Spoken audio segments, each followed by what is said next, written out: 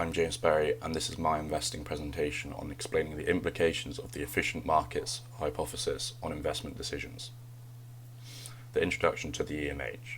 The hypothesis argues that financial markets are efficient, meaning that all available information, whether public, private, or historical, is already reflected in the prices of assets, like stocks. In other words, it's difficult to beat the market because all known information is already incorporated into asset prices. There are three forms of EMH. The first is the wheat form. This suggests that stock prices already reflect all past trading information, such as prices and volumes. Technical analysis, which looks at price trends, wouldn't provide any advantage. The semi-strong form. This form takes it a step further and says that stock prices reflect all publicly available information, like news, earning reports, and economic data. With this in mind, even fundamental analysis becomes less useful in identifying mispriced stocks. And the strong form, which is the most extreme form, states that stock prices reflect all information, including insider knowledge. How does EMH affect the way we invest? Active versus passive management. EMH tells us that actively managing a portfolio by picking individual stocks or trying to time the market won't necessarily give you an advantage because all available information is already priced in. Instead, passive investing becomes a more attractive approach. Investing in index funds or ETFs, which track the broader market, give you exposure to a wide range of stocks without the need for picking winners. These strategies are typically more cost effective and tend to outperform active management in the long run.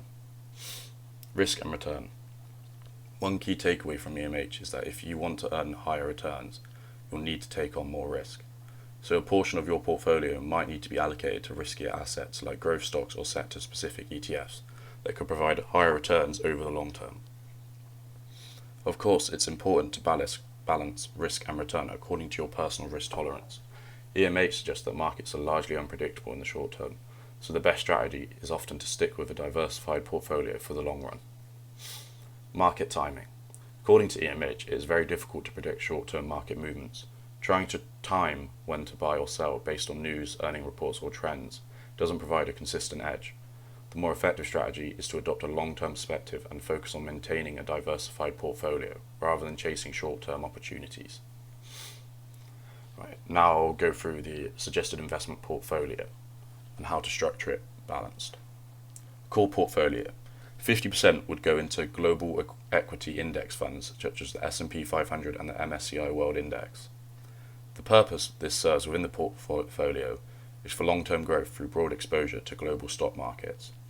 There's a moderate to higher risk and a 7-10% expected return annually. It's got high liquidity and low fees.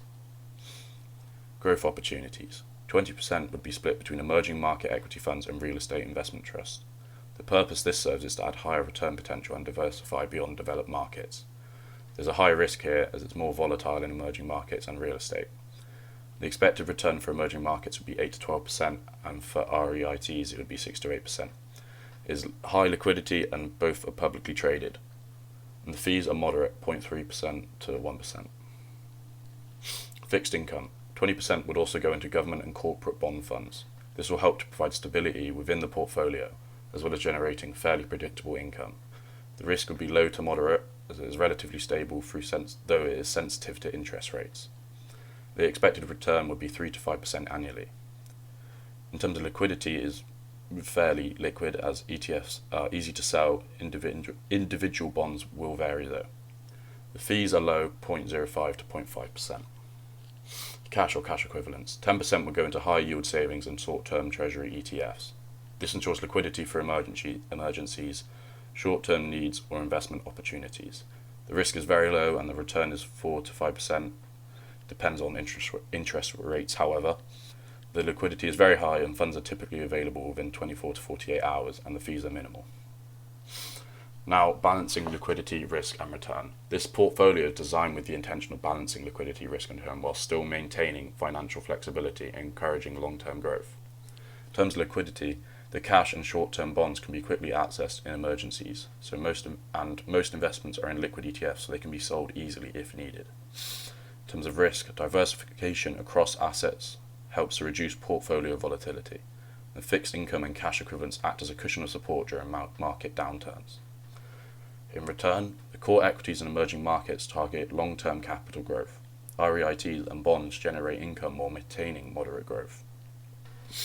Conclusions and recommendations. To conclude, the efficient market hypothesis tells us not to chase returns through speculation, as all information available is already known by the markets.